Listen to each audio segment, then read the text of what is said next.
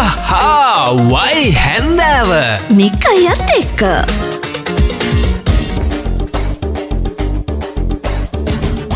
දිල් ඔය උබේ ජීවීන් ගැන අහලා තියෙනවද? අනේ මට වෙන වැඩනේ. ඇයි? උඹේ ජීවීන් ගැන අහන්න මේ මට මගේ ජීවීන් ගැන හොයන්න වෙලාවක් නැතුව ඉන්න උඹේ ජීවි ගැන කතා කරනවා. ඇයි මොකක් ප්‍රශ්නයක්ද? අනේ මේ උබේ ජීවීන් කිව්වේ මගේ ජීවියෙක් ගැන නෙමෙයි අනේ. මං කිව්වේ ජලයේ ගොඩබිමේ දෙකේම වාසය කරන්න පුළුවන් සත්තු ගැන. මේ උභය ජීවීන් දන්න ජලයේ විතරක් ඉන්න සත්තුන්ට කියන්නේ ජලජ ජීවීන් කියලා. එතකොට ඔය වතුරේ ගොඩබිමේ දෙකේම ඉන්න පුළුවන් සත්තුන්ට තමයි උභය ජීවීන් කියලා කියන්නේ. එතකොට ගොඩබිම විතරක් ඉන්න සත්තුන්ටද ගොඩේ ජීවීන් කියන්නේ? ඔන්න කිව්වා කතාවක්. මේ පැහැෙන්නේ නැතෝ මෙන්න මේක අහගන්නවා. දිල් දැන් ඔය කැස් බෑවෝ. එතකොට මුහුදු සිංහයෝ, සීල් මත්ස්‍යයෝ මේ කට්ටියට ඔය මුහුදේ වගේම ගොඩබිමේදීත් හුස්ම ගන්න පුළුවන්. දැන් දිල් මම මේ කියන්න හදන නිවුස් එක මුහුදු සිංහයෙක් ගැන නිවුස් එකක්. මේ මුහුදු සිංහයා ඇමරිකාවේ සැන් ෆ්‍රැන්සිස්කෝ වෙරළට ඇවිල්ලා තියෙනවා. ජොගින් කරන්න. නෑ අනේ අවුව තපින්න.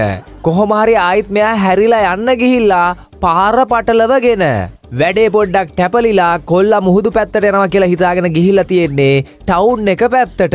නෑ සමහර විට නිකය ගර්ල්ට මොනවා හරි ගෙනියන්න shopping කරන්න ගියා දන්නේ නේද? මුහුදු සිංහයෝ shopping කරන්නේ නෑනේ අනේ. ඊන ටවුන් එක පැත්තට ගියේ. දිශාව මාරු වෙලා. ඒ කොල්ලගාව මාලිගාවක් තිබිලා නැද්ද?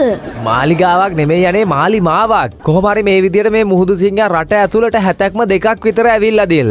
ඔයාට කියන්න මිනිස්සෙක් වාහනයක් කෙලවගෙන යනකොට මෙන්න එකපාරට ඉස්සරහට එනවලු මුහුදු සිංහෙක්. වාහනේ හිටපු මිනිස්සයා බලන්න ඇති නේද? යකෝ මම මේ නැවකද යන්නේ කියලා. ඌ ඉතින් එහෙම හිතෙන්නෙත් ඇති. මොකද ඉතින් පාර දිගේ මුහුදු සිංහෙක් කෙනකොට කොහොම හරි මේ වාහනේ ඉඳලා තියෙන දිල් හරිම කරුණාවන්ත මිනිස්සු කට්ටියක්. මේ මිනිස්සු කට්ටිය එකතු වෙලා පොලිසියටත් කෝල් එකක් දීලා අත්අඩංගුවට අරගෙන. ඒ මොකටද? අනවසරෙන් ඇමරිකාවට ඇතුළු වුණාට ගන්න බෑ.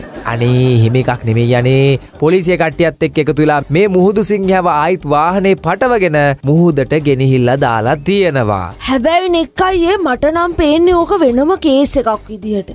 මොකක්ද ඔයාට පේන විදිය? දැන් ඕක ඔය ආවේ සැන් ෆ්‍රැන්සිස්කෝ මුහුදෙන් නේද? ඒ කියන්නේ පැසිෆික් සාගරයෙන්නේ.